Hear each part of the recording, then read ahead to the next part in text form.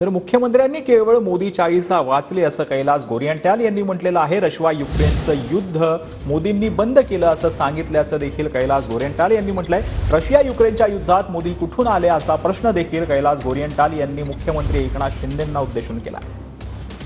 जालन्याचे डॅशिंग आमदार कैलास गोरंट्याल आपल्या सोबत आहे। आज तुम्ही विधानसभेमध्ये होता, राज्यपालांच्या अभिभाषणावर मुख्यमंत्र्यांनी बरीच बॅटिंग केली त्या ठिकाणी अशी चर्चा आहे, कसं पाहता याकडे?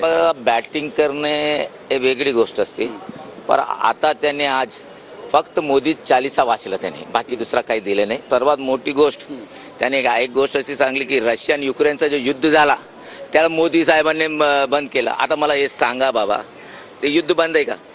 युद्ध बंद आहे? आता मुख्यमंत्र्याला हे कळत नाही ते युक्रेन आणि रशियाच्या युद्धामध्ये देशाचा पंतप्रधान नरेंद्र मोदी कुठून आला?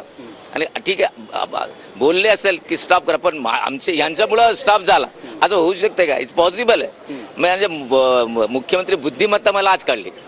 नक्की तुम्ही तर थेट कपाळालाच हात मारताय, पण मग तुम्ही मला सांगा, ती लढाई आधी पण चालू आहे ना युक्रेनची आणि ते रशियाची, त्याला का मोदीनं बंद केला?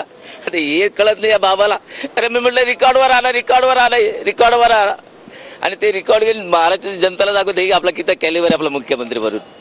नक्कीच, पण आता पुढची भूमिका तुमची काय असणार? कारण विजय वडेट्टीवार यांनी सुद्धा बऱ्याच त्या ठिकाणी आवाज उठवण्याचा प्रयत्न केला, त्यांना त्या ठिकाणी थांबवण्यात आलं। एक तर आमचं असं बोलणं आहे की ठीक आहे तुम्ही कॉमेंट्स मारा, पण जे सभागृहाचे सदस्य नसतात, जसं राहुल गांधी नाही आहे, नरेंद्र मोदीजी नाही आहे, कोणी नाही आहे, तुम्ही यांचं घेऊन कशाला उदाहरण द्यायचं?